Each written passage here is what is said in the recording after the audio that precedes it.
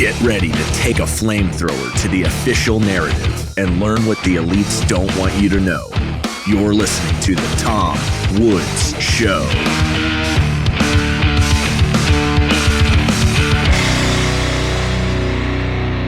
Hey everybody, Tom Woods here. It is episode 2636 of The Tom Woods Show. We've got our friend Kallan Welsh with us today. And let's say he's the libertarian zoning guy, if there is such a thing. But I want to introduce him to you because he came on board the Tom Woods cruise, and he'd been on board with me before with Bob Murphy in the previous cruises. But he gave a short presentation during, let's say, a kind of an audience participation portion of the cruise. And it was on zoning and how zoning is the worst thing government does, including war. And he phrased it that way quite provocatively. And I thought, well, I mean, look, he's a great guy and we all like him, but he's obviously bitten off more than he can chew with that particular claim. We sat there and listened, and, well, doggone it. I mean, it's way, way, way worse, the consequences of zoning, than I thought. And they're more far-reaching and significant than I realized. And so I, at that point, said, at some point in the future, you've got to come on the Tom Woods Show and talk to people about this, because I didn't realize it, and I bet some of them don't realize it either. So welcome to the show. It's an honor, Tom. I've been here since episode 1, and I'll be here for episode 100,000. I appreciate that. Thank you very much. All right. So give me the background. First of all, we hear the word zoning a lot, but how do we actually define it? What is it? And you've said that it's everywhere and it touches everything. So help us understand. So every municipality in the country, or just about everyone, has a zoning code. And what that does is it divides up different zones, which is geographical land areas. It divides geographical land areas into different zones. So most zoning codes will have, for example, an R1 zone. And that's a zone where only single-family houses are allowed to exist and nothing else. And I don't have the stat off the top of my head, but it's a shocking percentage of the land in the entire country is zoned R1. There are parts of the U.S. where there isn't zoning. Isn't there? Like, isn't Houston supposed to be a place that doesn't have zoning?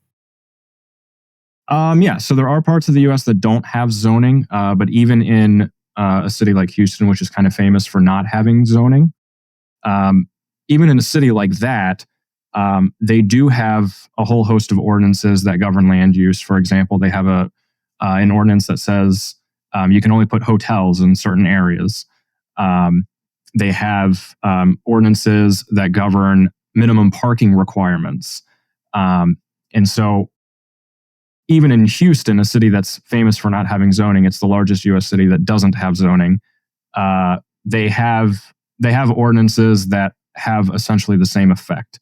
So zoning is pretty much everywhere, and it touches everything. And I think most people would be surprised at how strict their zoning code is if they haven't looked at it. All right. So when you describe it that way, it sounds like, a government intervention. And you figure, it's probably going to have some negative consequences, but, like all government interventions. But what you described to us in your little presentation was so substantial that, as I say, I don't think most people realize. So let's start with the aspects of it that might seem to be the most obvious, and that would be the economic impacts of this. Why does this really matter? I mean, it sounds harmless enough. What would be the economic consequences of that? So I'll give just a little bit of background, like I gave in my unconference on the Tom Woods cruise, which everybody should go on. I purchased a small hotel in a small town in Illinois. I'll name me. It's Shabana, Illinois. And the hotel was not operable for something like 80 years. So it had been used as just somebody's house. Occasionally they had run a barber shop out of it. But largely, the building had been used suboptimally, to put it lightly, for a very, very long time. And the zoning code had zoned out using the Shabana Hotel, which is a National Register listed property. It's on the National Register of Historic Places as the Shabana Hotel, built in 1895 to serve rail commuters. It had zoned out hotel as an allowed use. So when I purchased the property, you weren't allowed to use it as a hotel, which is what it was built for. Now, there's a concept in real estate, and I'm a real estate agent, called the cap rate, which I think a lot of people are familiar with. And that's basically like, what multiple can you expect to earn in terms of return on a piece of real estate? So at a 10% cap, you're expecting that you're going to get 10% of whatever you pay for the property in revenue every year. Well, at a 10% cap rate, the building as a hotel is worth something on the order of $600,000 to $800,000. Now, because they zoned out hotel as an allowed use, I bought the building for $30,000. So that really serves to illustrate the size of the impact that zoning has on property values. I don't think people generally realize how big of an impact it is. And again, it touches everything. So it's not just my property, it's every property on Main Street. It's every property on all the side streets. Zoning is affecting the property value of all of those properties. And it is enforcing suboptimal use, and that's putting it lightly. We're not talking about a 10 or 20% decline in property values. In some cases, we're talking 10 or 20x. And in my case, it's greater than 20x. They sapped 95% plus of the property value out of the property just by virtue of a little line in the zoning code that says this is not a permitted use. Wow. Okay, so very, very significant. Right now, there are a lot of complaints among especially younger people that the deck is stacked against them because the most important thing they might want to acquire, a home, just seems hopelessly out of reach to them. And so you would say there's no doubt about it, a connection between this and that? Absolutely no doubt. There is absolutely a connection between zoning in the U.S. and the housing crisis.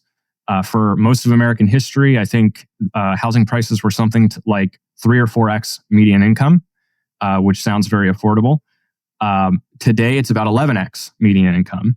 And housing is consistently rising in price faster than the inflation rate. Now, obviously, that's not sustainable. At some point, nobody can afford a home anymore.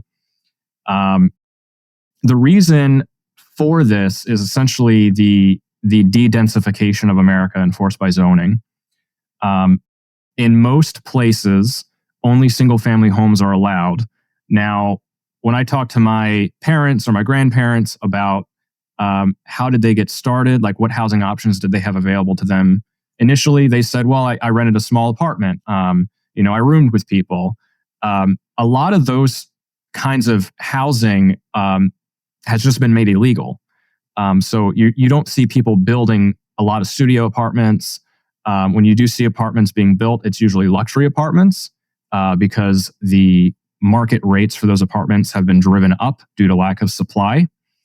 But because of zoning enforcing a lot of these things, and we have minimum lot sizes all throughout America.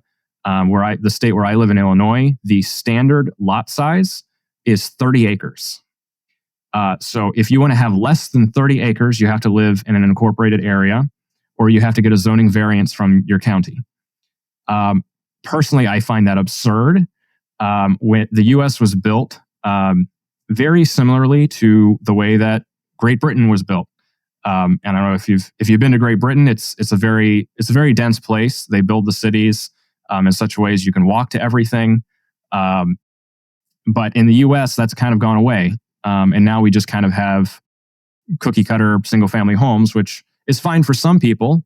But taking away the option from other people has resulted in kind of everybody being forced into this.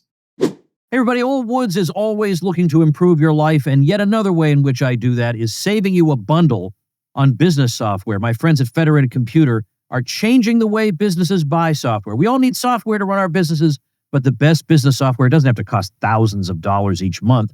The typical Federated Computer customer saves 75% or more on their software bill and gets great software, top-notch customer service and support, and a software solution that is uniquely installed for your business and without any surveillance or breaches of privacy. For example, if you use Google for email, Salesforce for CRM, Slack for team chat, ListMonkey for customer communications, and Airtable for data management, with a team of 10, you'd save $9,000 per year on software costs switching to Federated Computer. And what's wild, the cost of Federated Computer doesn't grow as your team grows. And you can use your Federated Computer savings to grow your business rather than feed the woke Silicon Valley software companies. The Federated Computer team invented computing in the cloud. Now they're taking a hammer to the ridiculously high prices of business software and have many, many satisfied customers to prove they deliver. Federated Computer has been a longtime supporter of the Tom Woods Show, and they're offering 30% off their already low prices when you use coupon code WOODS. Go to www.federated.computer to begin to save 75% or more on your monthly software costs. That's www.federated.computer. These folks are going to do you a big favor. Check them out. Before we go on, what problem is it that they purport to be solving through zoning? So the initial problem that zoning was pitched to solve was, okay, I have a home here. I don't want somebody to build a factory. I don't want somebody to build a coal power plant right next to my house, which is fine. If that's all that zoning did, I wouldn't be fighting tooth and nail against it. What we have now is a system where every single possible use that a piece of property, that a piece of land could have is regulated by the government.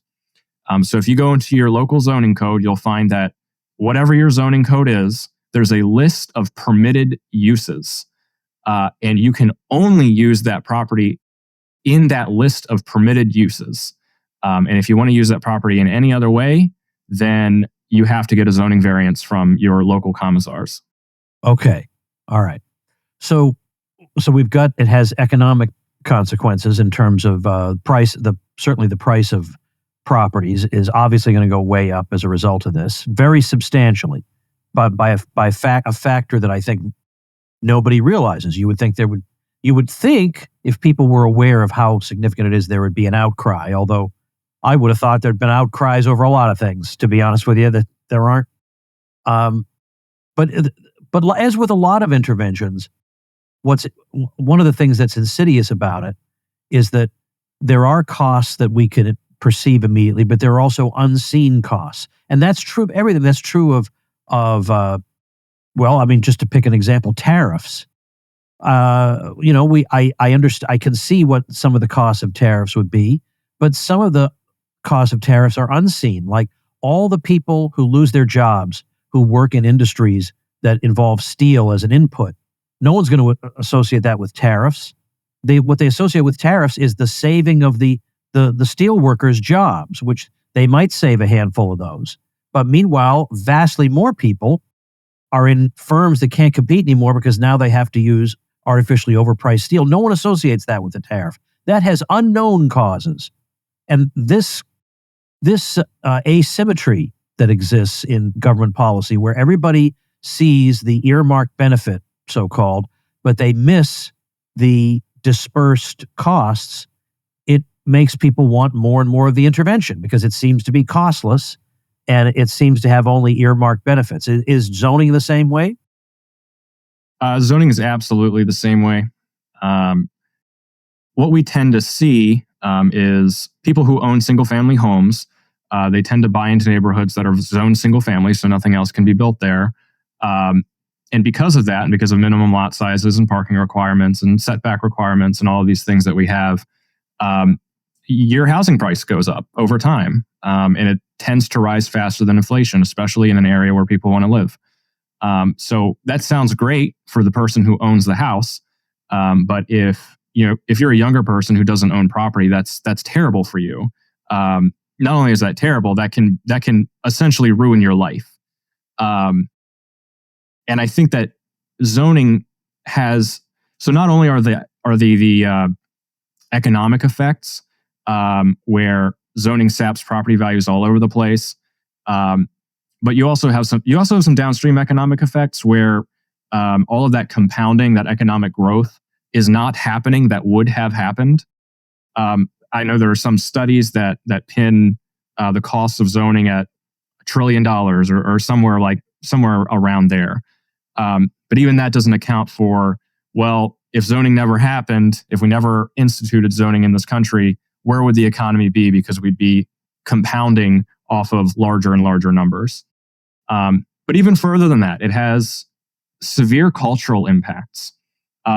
We live in a system now where most of the places people live, residential and commercial is separated.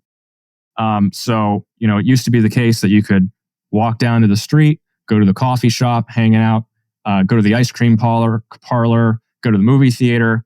It used to be the case that you would run into your neighbors organically more often.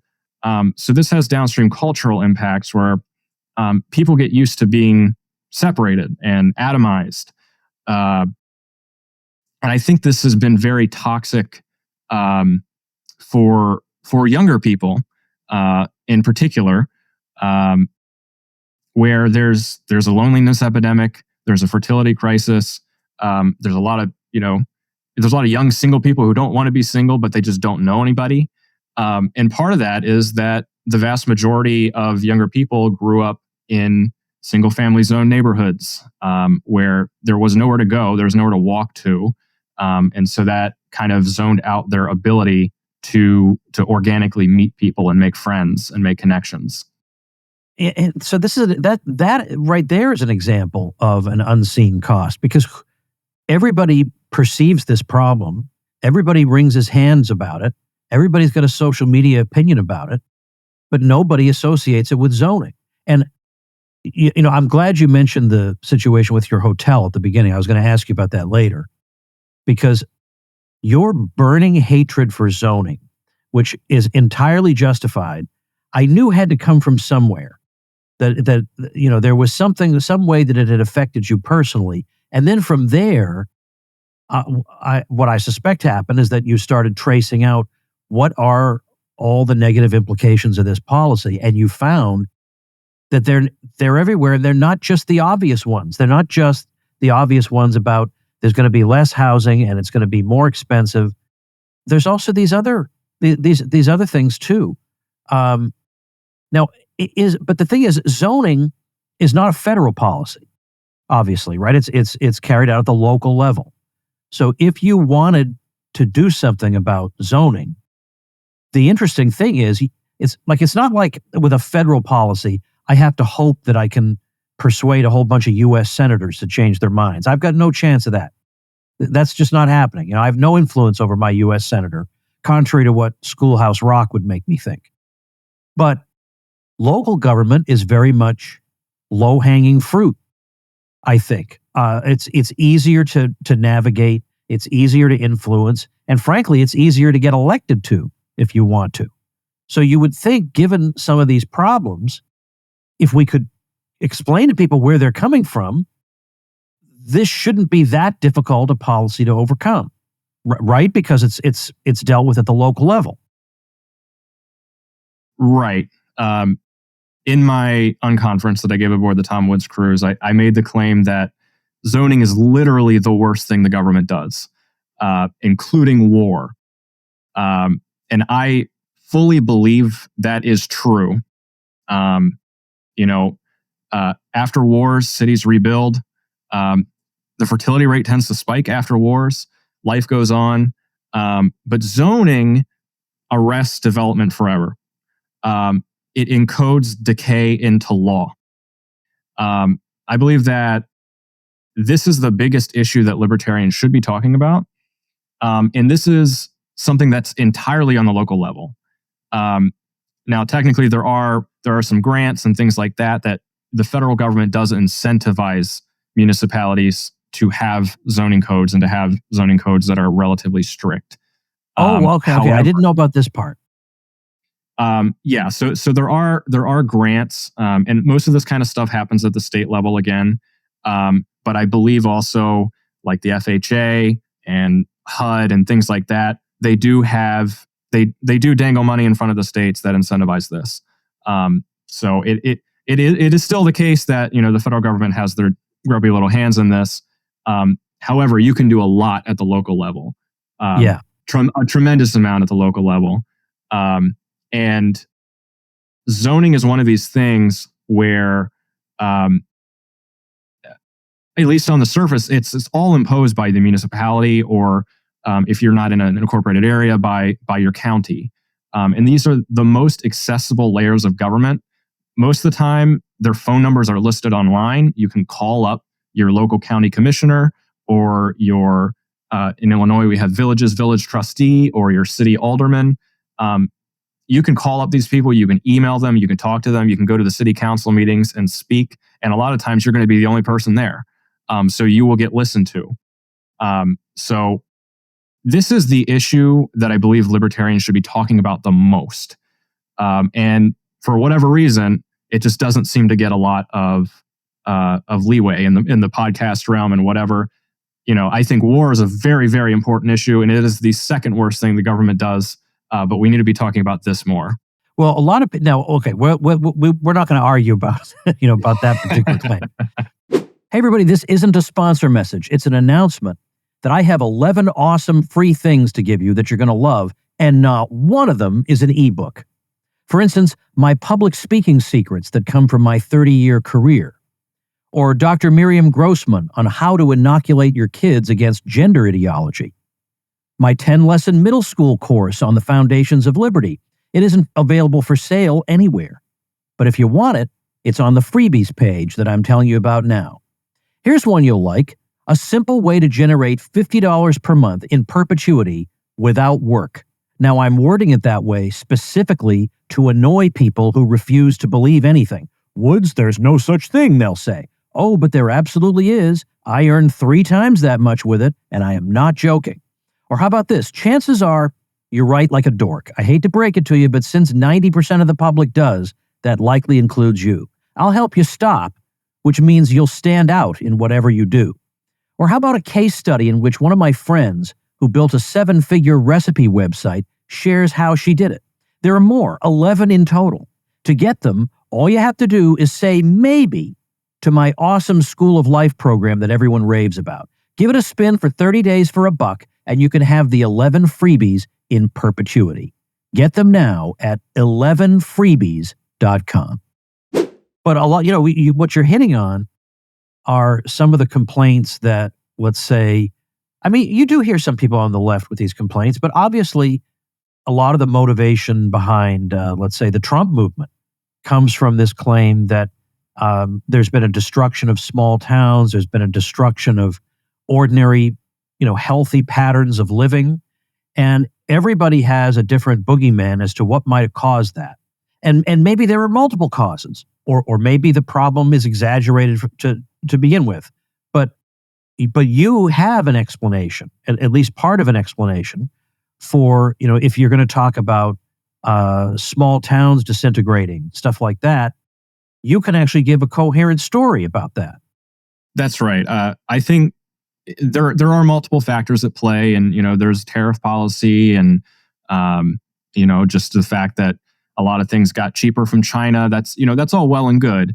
There's federal regulations that are involved, but when it comes to the hollowing out of small towns in America, America was built on the small town. I live in a small town. I love small towns. I think zoning is the primary cause of this. So what we see in a lot of small towns is a zoning code that is imposed to make whatever the current state of affairs is permanent. And you kind of see that everywhere. The result is there's no way for the local economy to adjust to changing conditions. A lot of these small towns, people move out of for jobs or what have you. And part of the reason for that is housing prices are held artificially high because they've enforced a zoning code that doesn't let you build higher than 2 stories or doesn't let you have residential use on the first story in downtown. And a lot of these places, if they were able to adapt, these places would still be thriving environments. We have all kinds of great assets and real estate that just aren't being used, which is insane. I know of a particular case near me, and I'll name it. It's Geneva, Illinois. It's a very, very wealthy town. It's very erudite. People are very well educated, and yet when you go downtown, the second story of a lot of the downtown buildings are just empty. They're just totally vacant, which makes no sense in an area where the average house costs $750,000. You would think that this would be extremely valuable real estate, and yet it's not used because of zoning. If, generally speaking, these places are zoned commercial, so they can only be used for offices or what have you, instead of residential. If you want to use it residential, maybe you can get a zoning variance, or maybe you can get a special use permit, but they have minimum parking requirements. And if you live in a urban environment, it can be very difficult to find parking. And a lot of these municipalities, they will try to engineer free parking, which they say is good for business, and some businesses are for that. But the way it works out is they don't allow any residential use of the street parking, and therefore the second story residential units in these buildings are just empty. So that's just one example. If you have a town where it's being de-densified, so the number of people living in the town is going down because of these policies, that makes it very hard for downtown businesses, which historically survive on foot traffic, to function. And they can't compete with big box stores that have these giant parking lots, which, by the way, are generally enforced by zoning. There are minimum parking requirements per square footage of the building. So if you notice in these big box stores, they have absurdly sized parking lots that never get used. That's an issue with zoning as well. But they just can't compete with big box stores. And a lot of that is just because of zoning. It's not because of the economics of the thing. If we let the market function, it wouldn't be a problem. I can't help mentioning, because I've had Kevin Dolan on a number of times talk about fertility, because he runs a natal conference, natalism.org. He runs it every year. He's going to run it again next year. And so he's been looking at what are some of the contributing factors to the decline in the fertility rate. And you have pointed out that this is one of them. That this, and again, almost nobody looking at zoning policy immediately thinks, well, this will have an effect on the fertility rate. So again, the idea is that the effects of this, there's a cascade of effects of this one policy, and we're not aware of them. We're not because we don't think about it deeply enough. But what is it? Is it simply that obviously anything that adds to the expense of raising a family is going to mean we're going to have fewer of them? There's a couple levels to this. So one is the housing crisis. If you make it more expensive for somebody to settle down, to own a home, you are going to reduce the fertility rate. And a lot of people who are pronatalists, who look at this issue very closely, they can make the case that that's not the full story, which is true, because it seems like the wealthier we get, the fewer children we have. And yet, if you look at the impact on the margin, people are more likely to have kids when they feel more secure financially. So that is absolutely an effect. Another element that I think kind of goes ignored is the fact that a lot of the things to do that America used to have, the family fun centers and the theaters and the ice cream parlors and the malls, a lot of those are closing down. In the case of the malls, it's becoming more car-centric, like outlet malls where you just drive up and park and go to the place rather than walk to your destination. A lot of those sorts of businesses they thrive on younger people. So just the fact that there are fewer younger people makes it harder for them to operate. And zoning codes make the local economy so inflexible that their customer base has largely just been driven out.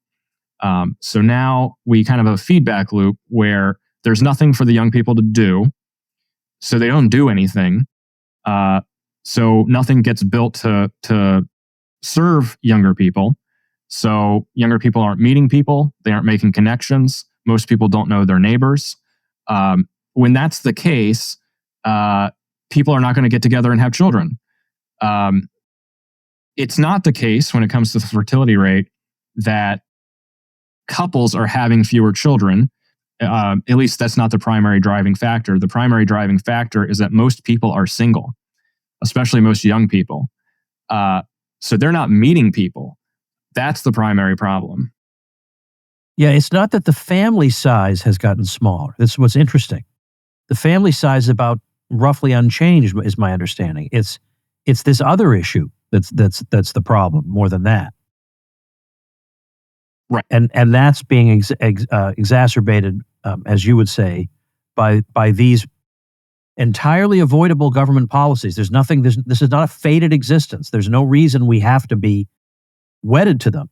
And the thing is, again, since the average person doesn't know anything about this, and it's being decided at the local level, doesn't it seem like? And I'm sorry, this seems like just a rhetorical question, but doesn't it seem like a political winner for a local candidate? Who no one's going to. It's like Ron Paul talking about the Fed. No one's going to expect it to be brought up because no one ever talks about it. But if suddenly somebody said, "Hey, the reason that this problem is occurring is that we're giving the incentives for them to occur, and maybe we should stop doing it," and then put the other candidate on the defensive and say, "No, we should continue to have high prices and all these other lesser effects." Right. Zoning reform certainly can be a political winner.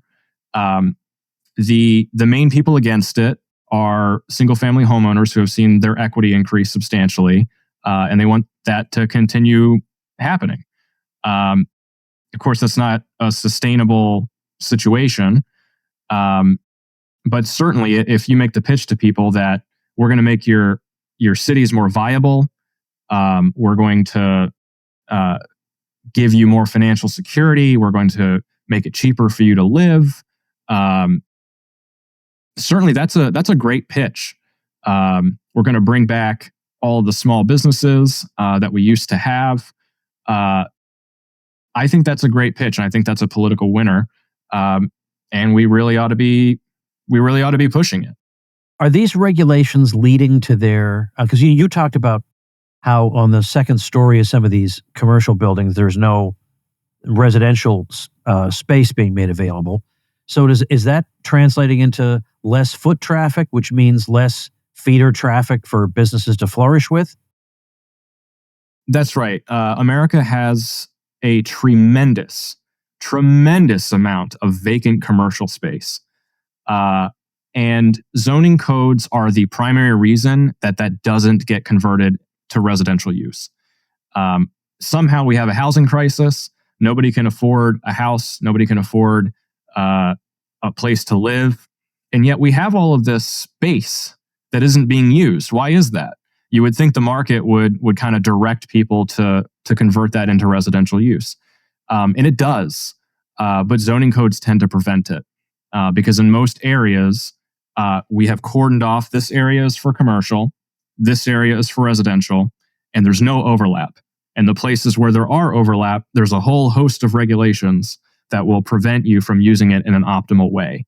So nobody wants to make those investments because the return that you can get on those investments is severely reduced by zoning code. And I think that's putting it lightly. So you would think, wouldn't you think there would be a handful of localities that would have figured this out by now? That there'd be more of a movement toward this? And this is a rhetorical question, but I don't even know usually you know the answer to a rhetorical question. I don't know. It just seems stupefying that there isn't more talk about this. I agree. And there is certainly a movement. for zoning reform in the U.S. The NIMBY movement, Yes in My Backyard, which is a response to the Not in My Backyard people. The urbanist movement, it's actually a very strong and growing movement, which I think probably at this point represents millions of people. For whatever reason, they're mostly on the left, which I think is crazy, because at its most basic level, this is a property rights issue. And yet the left tend to be the ones that are championing zoning reform. And zoning reform, what that means is we're going to make zoning less strict. We're going to let you build apartment buildings that have 3 stories, that have a single stairway instead of 2 stairways. We're going to let you build a duplex instead of a single family home in the single family zone property. We're going to let you build on a slightly smaller lot. We're not going to enforce parking minimums. Things like this.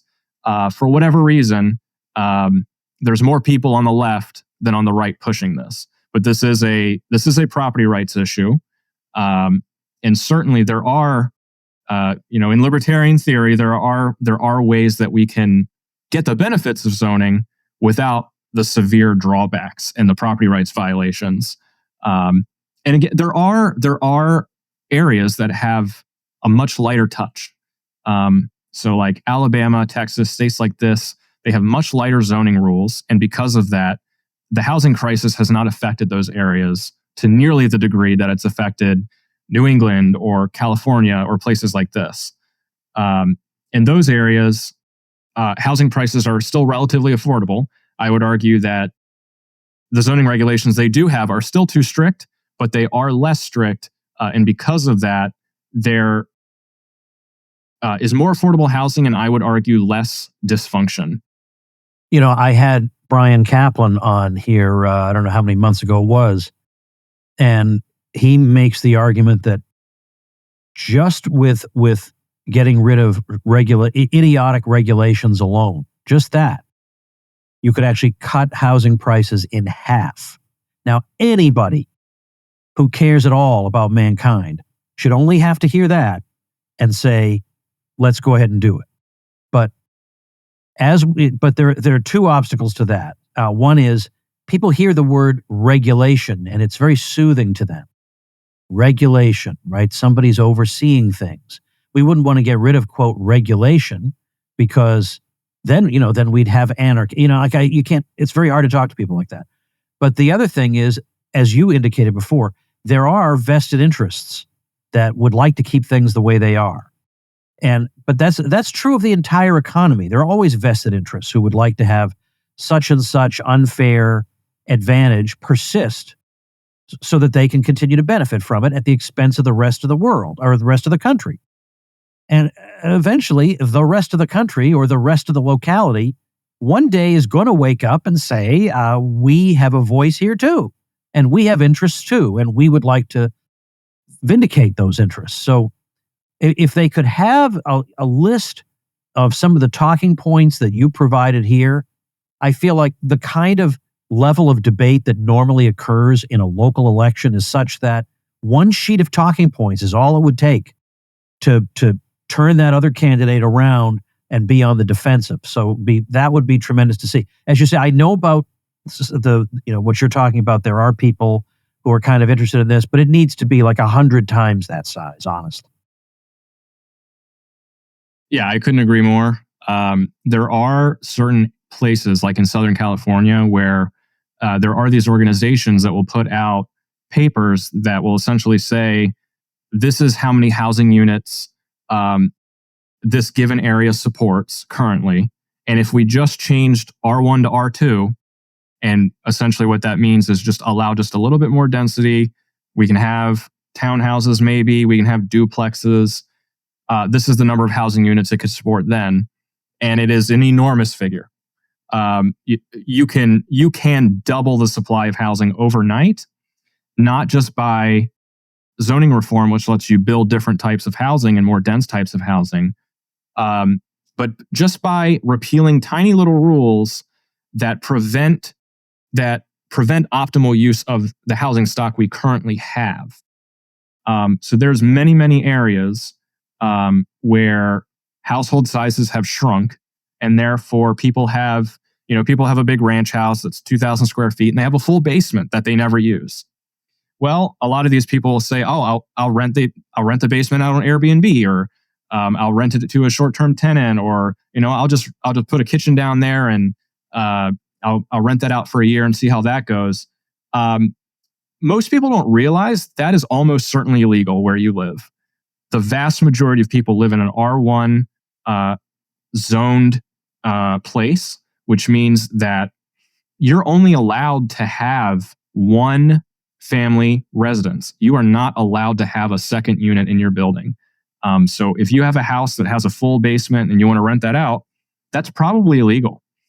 And there's many, many places in the US where if you just tweaked that little thing, said, okay, homeowners, you are allowed to rent your basement as a second unit, that would double the housing supply overnight without building anything else. It's incredible. I mean, it's one of these, it's a case where the benefits of doing it are so great and the effort that would be required to do it is so little. The disproportion is absolutely shocking. So now that people have this information that we probably suspected was true, but hadn't thought it through quite to the extent that you have, let's hope that something happens. Let's do something with this information. You can do something at your local level and see if, see what sticks. Throw some things against the wall and see what sticks. But there are going to be a lot of your fellow townspeople who think it might be better to have, not to have their young people stymied when trying to start out their lives. There are some people who actually believe that it might be better for them to have a fair shake when it comes to housing. And then, so again, as you say, so many of the other effects are really crushing and devastating to ordinary life. And so we should target this head on. I don't know that you have an online presence that we direct people to, but I always want to give people an opportunity to promote anything. But can I direct them anywhere, or are we just to have a generalized frustration about the situation? Yeah, Tom, if I can make one more point, would that be okay? Yeah, well, please do. Yeah, so there is a bit of we like public choice theory here. One of the issues we have is in a given area, a lot of the voting base are homeowners, and the homeowners have a vested interest in their home prices continuing to rise. So that is a fight that we're having and we need to have. And I'm not sure what we can do immediately to change the incentive structure. But I make the point frequently. And I just became an elected village trustee in the town where I live. And am I going to go full radical, get rid of all zoning? No, I'm not. Because it's very, very politically unpopular to do that. But there are cases to be made. There's a lot of tweaks that we can make on the margins that have a huge disproportionate impact that I think we should make. In my little town and a lot of little towns in America, they're aging. So the median age keeps going up and up and up. Family formation isn't happening to the extent that people are having kids. The kids are moving away into bigger cities because there's no jobs or there's nothing to do or what have you. So I think we can very easily make that case even to older homeowners. Like, look, do you want your kids to have to move away? Or do you want to give them something to do in town? Do you want to give them a place to live? Or are you more concerned with the equity in your house rising? Yeah, I mean, that's a very, very legitimate question. Absolutely. Well, Kallan Welsh, I appreciate your time and your passion about this subject and helping us to be informed about it. So thank you. Thank you. I do have a Twitter account. It's called, it's at Extreme YIMBY. So YMBY, Extreme YIMBY. You can find me on Twitter there. I'll put that up on the show notes page and in the description. If I'm not following you on that, I'm going to do that instantly as soon as we finish. So thank you again very much. I also want to remind people, as you know, I'm friends of the Free State Project in New Hampshire, and I want to you want to talk about people having an opportunity to meet each other.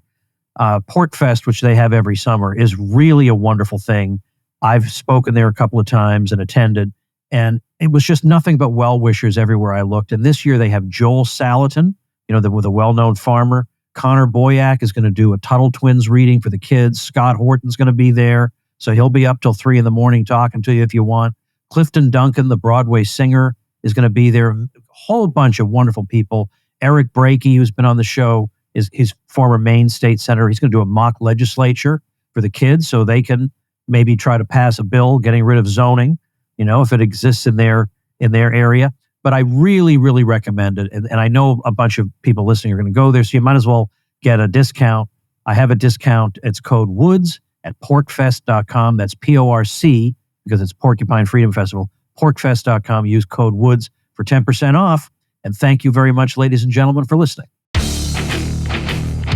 Make yourself and those you love less vulnerable to the regime, both mentally and physically. Get more forbidden information at tomsfreebooks.com and be sure to subscribe to the show wherever you listen.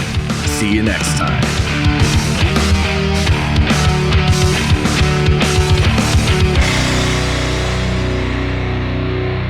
Like the sound of The Tom Woods Show? My audio production is provided by Podsworth Media. Check them out at podsworth.com.